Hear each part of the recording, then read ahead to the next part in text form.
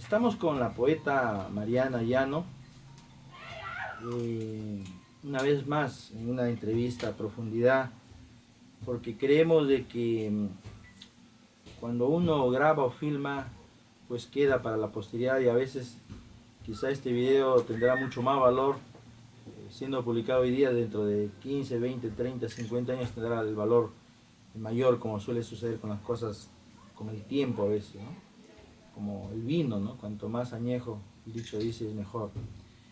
Mariana Llano es una reconocida poeta chiclayana, quien ha venido activando desde la década del 70, 80 básicamente, y 90 en la región. Y obviamente es una figura que no se puede soslayar en el terreno de la literatura.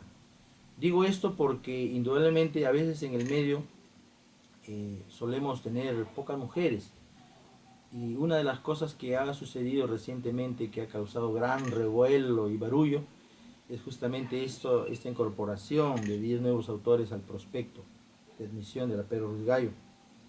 Y obviamente la preocupación de eso, ¿y por qué esta es una lista machista? ¿Por qué solamente ella?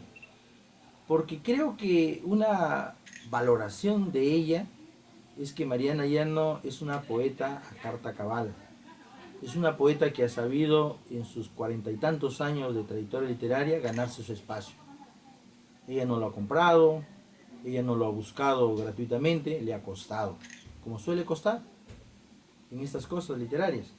Y obviamente creo que el reconocimiento que se hace en vida, porque a veces nos pueden hacer de repente un busto, nos pueden hacer una galería, llevar a la calle el nombre del poeta, pero creo que en vida es cuando finalmente tiene más valor. Mariana, queremos hablar por un lado de tu vida, pero fundamentalmente de tu obra. Un poco para que quede registrado esto, aunque ya alguna vez lo hemos hecho, Sí. pero háblanos algo de tu año de nacimiento, lugar de nacimiento, tu entorno familiar, si es que tú crees que es necesario. Sí, por supuesto. Gracias, Nicolás. Buenos días. Mira, soy una chiclayana al 101%, siempre lo digo. Nací en la calle Vicente de la Vega, en el 1348 de Vicente de la Vega, en el seno de una familia muy grande, un hogar matriarcal. Fui criada entre mujeres negras. Toda mi familia era negra, con excepción de mi abuela materna, que era blanca, de Querocotillo Chota, y guardo recuerdos muy entrañables, muy dulces de aquella casa que ya no existe más, ¿no? Y soy la mayor de 9 hermanos por parte de madre, tengo muchos hermanos más por parte de padre, y soy la única que se dedica a la literatura. Tengo un hijo, he viajado un poco, he hecho de todo un poco. Me considero una poeta pura porque al no ser educadora, al no ser formadora y al ser autodidacta, me he dedicado toda la vida, desde los 12 años, a escribir poesía, y es lo único que hago a tiempo completo, lo hago a tiempo completo. Vivo haciendo poesía, toda mi vida vivo con la música, con la poesía. Mariana, indudablemente una de las cosas que siempre lo has sostenido tú es que tu juventud te marcó mucho, tu abuela te marcó mucho, y parte del seudónimo que tú te has autoimpuesto, que es Mariana Llano, se debe a tu abuela, ¿no? Cuéntanos esta anécdota. Sí, mi abuela era una señora muy sabia, que nació en Querocotillo Chota, lo repito. Ella me crió, se llamaba Mariana González Llanos. Y cuando empiezo a escribir a los 12 años, sentía la necesidad por catarsis de expresarme, porque yo no sabía llorar, yo necesitaba llorar, necesitaba decir, soltar mis nudos, mis demonios, exorcizarlos.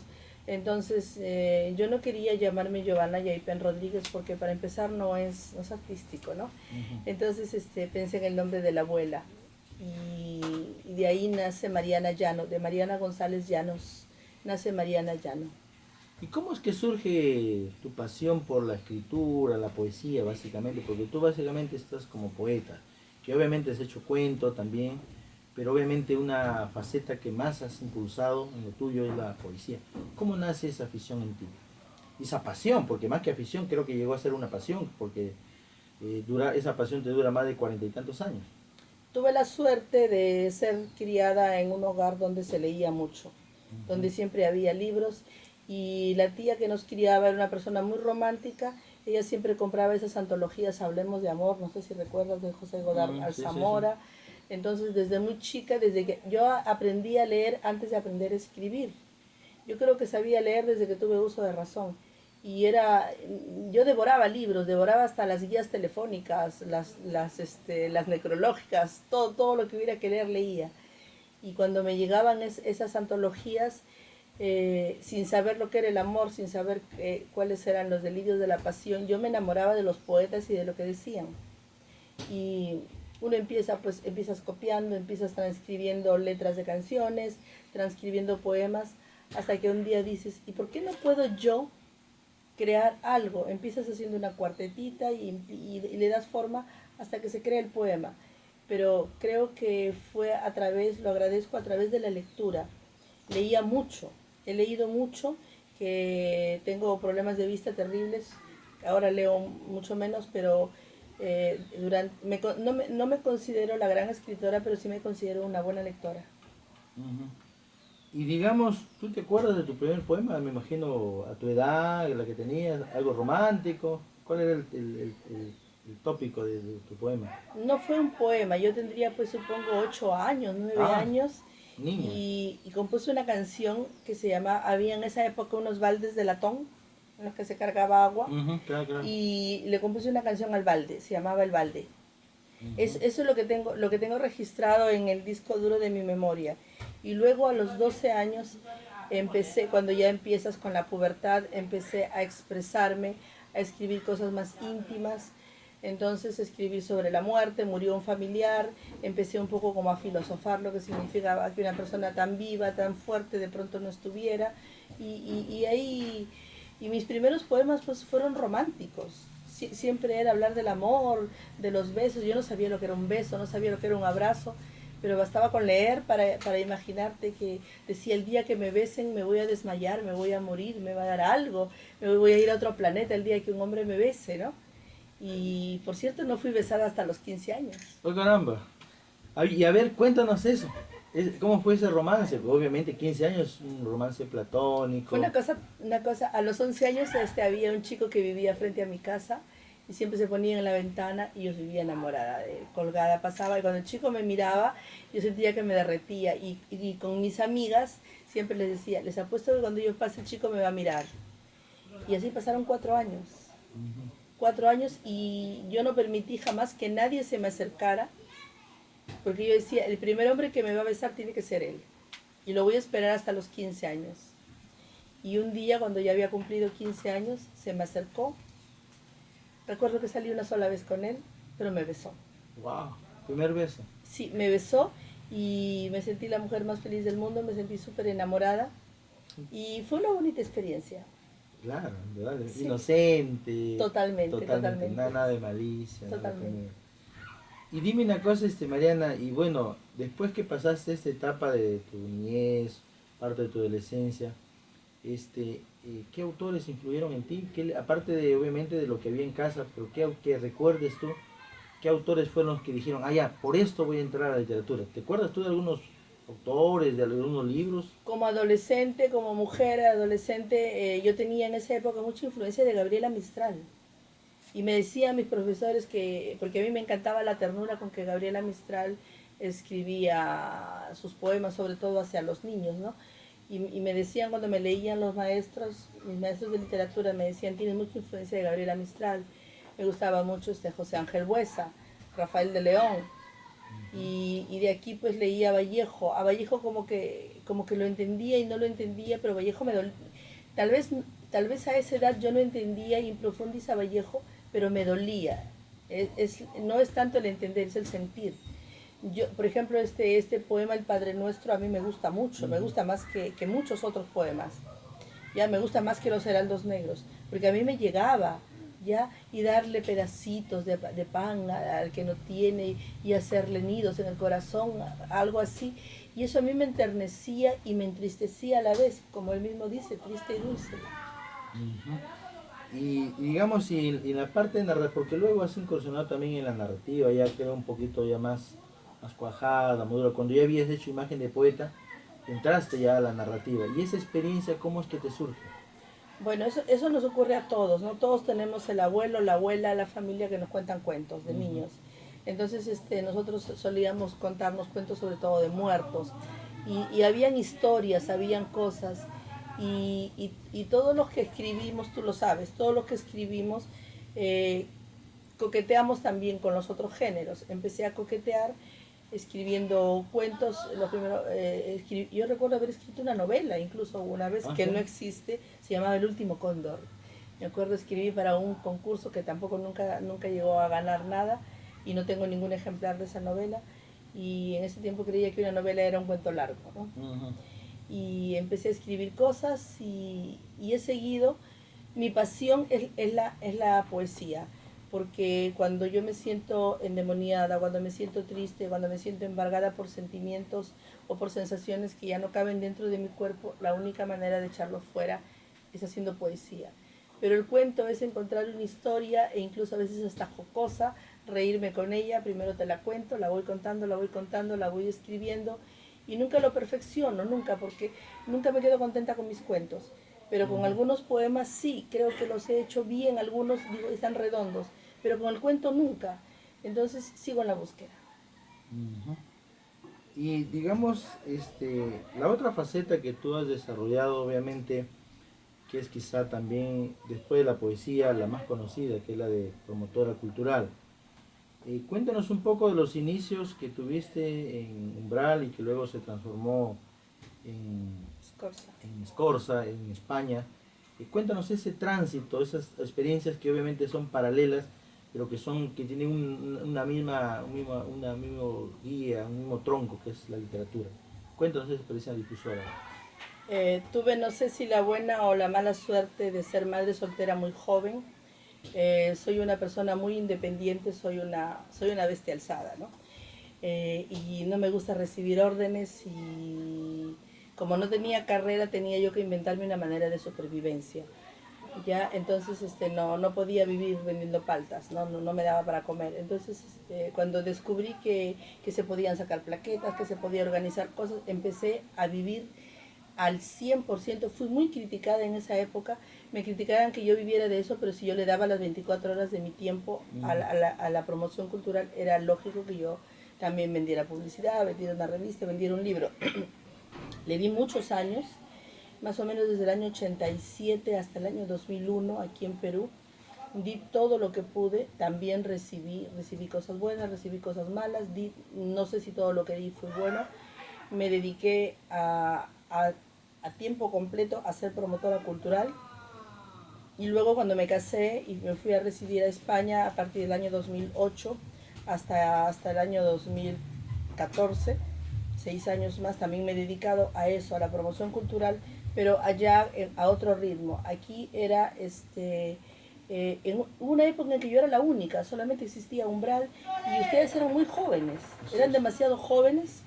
Entonces la única más o menos que movía eso, después fueron saliendo otras vertientes, sobre todo eran jovencincitos como ustedes, eran grupos, Arboleda, Argos, no recuerdo otros Ubicos nombres. malditos, sí. Claro, los ubicos malditos fueron saliendo, fueron brotando ustedes que enriquecieron el panorama, ¿no? Entonces cuando yo me voy ya queda gente que toman la posta y hacen lo del 2000. En España fue diferente porque eres migrante y no existe una corriente literaria de migrantes y prácticamente yo aperturé un panorama y creo que allá fui mejor acogida que aquí. Pude trabajar muy bien y también sin la presión de tener que mantener un hijo. Pero ahora que he vuelto a Perú, yo ya no quiero ser más promotora cultural. Creo que eso ya fue una parte de mi vida en la que yo me dedicaba a promover eventos, a promover cosas. Ahora tengo problemas de salud, ahora soy un poco más mayor, ahora quiero vivir más para mí y organizar, nomás la presentación de un libro te quita tiempo. Sí. ¿Ya? Entonces ya no estoy en la disposición ni en la necesidad de dedicarme a organizar eventos. Lo hago muy esporádicamente, pero me doy cuenta que me cuesta mucho, me cuesta un esfuerzo triple hacer un evento pequeño. Y creo que también hay que darle el espacio a gente joven. Hay gente joven, hay gente que están haciendo cosas. ¿Y por qué no dejar que ellos lo hagan? Y si puedes ir, vas como invitada, como público o apoyas. Pero no es necesario también que entres a las brasas, ¿no? Puedes estar moviendo la parrilla sin meter a las brasas. Sí. Indudablemente esta labor diferenciada que hiciste en España también fue muy significativa, pero bajo otra óptica, ¿no? El grupo Scorza, esta denominación Scorza. ¿Encuentras tú una diferencia? Porque obviamente España es otra cultura, es otra realidad. ¿Qué tiene España que no tenemos nosotros aquí, comparativamente hablando en Lambayeque? Yo lo diría al revés. ¿Qué tiene Lambayeque que no tiene España? Por ejemplo, aquí estás en tu tierra. Todo lo que se mueve, aquí nos conocemos todos. Todos nos conocemos y todos sabemos quiénes somos. Allá es demasiado, allá se diluye todo, porque allá todo está muy guetizado. Por ejemplo, es muy difícil que a un evento que organizamos latinoamericanos asistan los nativos, asistan los españoles, pero van en muy poca proporción. Si organizamos los latinos, van latinos, van latinos hispanoparlantes. Y además yo vivía en una ciudad, vivo porque no me he ido definitivamente, vivo en Barcelona, en una ciudad donde se hablan dos lenguas, el catalán y el castellano, y ellos son muy nacionalistas y sus eventos mayormente son en lengua catalana. Entonces romper con eso, donde decimos, aquí se es bilingüe y yo opto por mi lengua nativa, es difícil porque ellos se imponen. Entonces, ¿qué tiene España? España tiene, que nosotros no tengamos, tiene unos espacios físicos envidiables, unas bibliotecas, unos ateneos, unos lugares súper envidiables, hermosos, preciosos, donde organizar eventos, y la gente es mucho más sensible hacia la cultura. Aquí, por ejemplo, si tú vas y organizas una pollada, yo creo que te llenan de cerveza. Si organizas un partido de fulbito o no sé, o una procesión, por decirlo, ¿no? Pero si organizas algo cultural, se te van cerrando puertas porque no es comercial. Allá sí hay. Pero qué extrañas, tal vez el calorcito. Por ejemplo, allá no puedes pretender que vayan más de 15, 20 personas a la presentación de tu libro. Aquí con un poco de suerte llenas. Claro. Yo he llevado 80 personas a las presentaciones de mis libros, ¿no? Pero allá es más selecto, más minoritario. Más minoritario, pero también va gente que solo se dedica a eso. Ya van, ellos se llaman rapsodas, aedas. ¿No? Aquí decimos los poetas, ellos son los rapsodas, son los aedas, va ese tipo de gente. Es como un culto, es como decir, es una tribu urbana, tribu urbana ser un literato. ¿Y qué tiene España que no tiene Perú culturalmente? Que deberíamos tenerlo y que es una buena costumbre, las casas comarcales. Por decir, si aquí hubiera la Casa de Arequipa en Chiclayo, la Casa de Lima en Chiclayo, el centro cultural, por decir así como hay el centro cultural de Chota, así, pero se dedicaran a la cultura, allá cada casa comarcal se dedica 1 o 2 veces al mes a organizar tertulias literarias, donde inicialmente van las personas que proceden de ese lugar, pero también invitan a las personas de la misma ciudad y a extranjeros. Entonces yo he tenido la suerte de no solamente decir poesía, he contado cuentos, he cantado en la Casa de Andalucía, en la Casa de Madrid, en la Casa de Valencia, en la Casa de León. ¿Ya? Entonces vas a todas esas casas, a las casas de Castilla, y ya es como una familia, ya se van conociendo. Entonces cuando tú ya presentas tu libro, ya no solamente van los 20 literatos latinoamericanos, sino ya van 5 más españoles y de diferentes lugares. ¿Y qué termino? ¿Y qué tiene España? Europa tiene dinero como para organizar eventos grandes, en grandes hoteles, en lugares muy bonitos, en lugares turísticos. Tuve la suerte de estar en Puerto de Palos, de donde partió Colón, en un encuentro en homenaje a Juan Ramón Jiménez. Tuve la suerte de estar en Alicante, en Orihuela, donde nació Miguel Hernández. He tenido la suerte de estar en Palma de Mallorca, en Madrid, en lugares históricos y en lugares emblemáticos que se te abren también por políticas, ¿no? Por cuestiones políticas, pero se te abren. Hablemos un poco de tu obra. Has producido mucha plaqueta, muchos mini libros, que es un poco tu pasión, pero también has producido libros grandes, como La Color, que es una integración de 3 poemarios. Háblanos un poco de cuál fue el primer trabajo que diste a conocer y que tú consideraste que ya era publicable y leíble por el público. Bueno, la pretensión que tenemos los que escribimos es que el primer poema ya es publicable y leíble, ¿no? Ajá. Era muy joven, tenía 20 y tantos años y recopilé mis primeros poemas con el nombre de Cantos de una Mujer, que me los publicaron, no me gustó, le cambiaron el nombre, todo fue terrible y casi no lo cuento, pero fue mi primer hijo. Después publiqué poesía para niños porque tenía un niño, mi hijo era pequeño, y como soy una mujer feminista, soy una mujer que creo mucho en el género, publiqué Ser Mujer. Y luego me fui por la corriente de mi etnia, de mi mestizaje, que es la que más manda la sangre negra. Entonces empecé a investigar sobre la gente negra aquí en América, sobre todo en América Latina. Bajé a Perú y luego allí en el norte, quiénes vienen de África, cómo es. Empiezo a investigar mis abuelos, los orígenes de la gente negra, los orígenes de mi propia familia, y publico La Color en el año más o menos 93. Y luego en el 97 publiqué un segundo poemario llamado Marimba, Carimba, Caramba, también de poesía negra.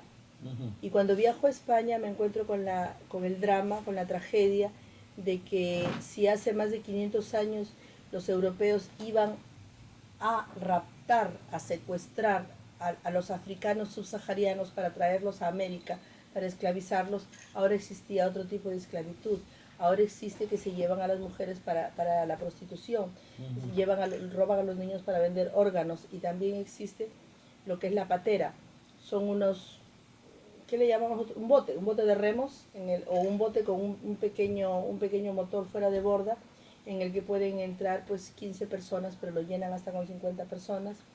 En verano cruzan el estrecho de noche para llegar de África a España y huir de la hambruna, de las guerras, huir de las enfermedades, de muchos problemas que tiene el continente africano.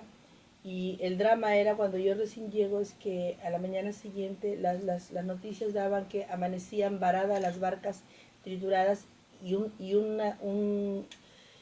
era terrible. Es como cuando ves que la mar se vuelve loca y arroja sus peces. Eran cadáveres. Eran cadáveres de chicos y chicas adolescentes, mujeres gestantes, mujeres que iban con sus niños, y era un drama porque era cada día en verano. La gente lloraba, la Cruz Roja no sabía qué hacer, estaba desbordada. Eso sensibilizó mucho a Europa, y hay que reconocerlo, ¿no? Se sensibilizó mucho. Y yo lloraba con las noticias porque hay cementerios completos con números de gente, creo que ya te lo conté una vez. Entonces escribí con todo ese dolor que me causó, que digo, ¿por qué? ¿Por qué le toca a la gente negra ser la gente más castigada si ahí nació la civilización en el África? Son nuestros hermanos mayores. ¿Por qué tiene que seguir siendo así? ¿Por qué la historia castiga tanto al continente africano? No le encuentro razón de ser. Si existe Dios, se lo he preguntado, pero no me ha respondido. No sé si porque no quiere o porque no existe. El caso es que todo este dolor que me produjo la tragedia me llevó a escribir un poemario corto. Son poquísimos poemas, pero son muy, muy profundos, muy dolorosos, que se llaman Una canción en el Cayuco, porque Cayuco se llaman esas pateras, la nueva travesía de los hombres negros. Y he compilado en La Color, justo he compilado el poemario La Color, el poemario Marimba, Carimba, Caramba, y una canción en el Cayuco, la nueva travesía de los hombres negros. Entonces aquí está toda mi experiencia negra como descendiente afroamericana. No sé, supongo que más adelante seguiré escribiendo sobre la etnia negra. No lo sé, no sé lo que escribiré, no sé qué será de mí mañana, pero lo que he hecho sobre mi sangre negra está aquí en este libro. Bueno, para entrar en tema, indudablemente tú, otra faceta que hiciste, aparte de ser poeta, promotora cultural, yo también la de las sesiones artesanales en la década del 80. Esa experiencia que también significó algo importante en tu vida. Danos una idea, si te recuerdas nombres de las personas que en la época de los 80 y los 90 editaste. Bueno, artesanal sigo siendo, ¿ah? Por Dios. Claro, La claro. color, la El color cábala. es Solamente los llevo a la imprenta para que los peguen y los refilen. refilen. Yo sigo siendo una editora artesanal. Por eso siempre me encanta. La palabra pureza no significa que pertenezcas a un solo elemento, que seas algo. Siempre digo, soy puramente mestiza, ¿no? Que puede parecer, no sé, bueno, el caso es que publiqué mucho poeta joven. Claro, eso publicamos mucha gente joven que no voy a mencionar nombres porque sería dejar fuera, pero la otra noche Dandy Berru me dio la alegría de enseñarme una plaqueta donde le publico su cuento El Shulka. Sí. El otro día Enrique Elías Jiménez me entrega un folletito y lo quedo mirando así con desprecio. Digo, yo lo haría mejor si me lo dieran. Y abro, dice, edición hecha a cargo de Mariana Llano. Yo misma, ediciones Maya, yo misma me estaba criticando. El otro día también he ido a una exposición y veo varios libros, un racimo. Digo, pero eso lo he publicado yo. Y son plaquetitas, son cosas pequeñas que a la luz de los años, del tiempo, las miras con un cariño. Tal vez no tengan el valor que puede tener un libro o que pueda tener una edición de editorial, de imprenta, pero es entrañable, me da mucho cariño.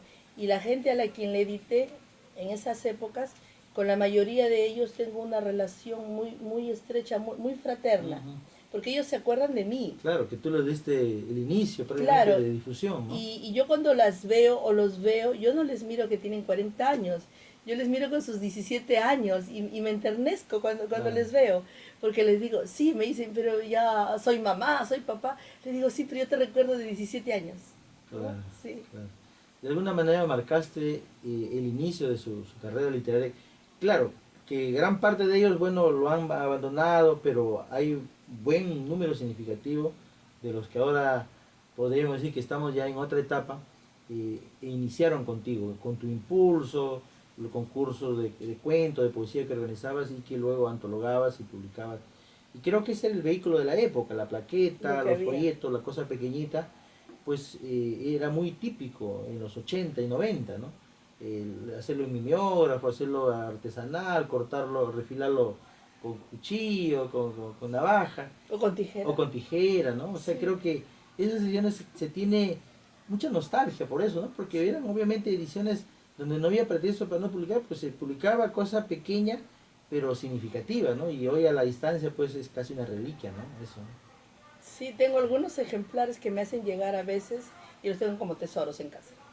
Son mis tesoros. Sí. Bueno, ahora vengámonos al 2015. Se acaba de producir un fenómeno de revuelo intergeneracional, digamos. Hay una propuesta que se vino madurando desde el año 2006, ante la DRE, luego ha pasado a la universidad. Y bueno, estuvo durmiendo el sueño de los justos mucho tiempo, ¿no? Prácticamente ya, bueno, uno ya se resignaba a decir, ay, no lo van a hacer nunca, ¿no? Es casi como a veces cuando alguien merece un premio Nobel y nunca se lo dan, ¿no? El caso de Borges. De Borges, ¿no? Por ejemplo, no se lo dieron, pero sí queda en nosotros los lectores, por lo menos que lo seguimos, un Borges Nobel emocional, ¿no? Que queda esa idea. No recibió formal, pero emocional sí lo es. Bueno, acabas de ingresar junto con 10 autores de una propuesta mayor, una propuesta de 22 autores, obviamente. Y creo que en esta propuesta, indudablemente, tú has sido significativamente la única dama, la única mujer, la única reina que aparece en esta propuesta. Pero al mismo tiempo, pues, ha significado todo un revuelo para los hombres que somos los que estamos en mayor cantidad. ¿Por qué tantos hombres y una sola mujer, no? Y creo que la respuesta es natural, porque si hacemos una comparación entre cantidad de poetas varones y mujeres, pues hay una proporción de casi 8 a 2, ¿no? Sí. Si hablamos de 10, ¿no? 8 a 2. Y era obvio que tú estabas, pues, en primera fila, ¿no? Para esto. Bueno, gracias. Y creo que se ha hecho, pues, justicia, ¿no? Y bueno, pero ¿qué impresión tienes sobre esto, Mariana? Mira, repito, yo pensaba que algún día cuando me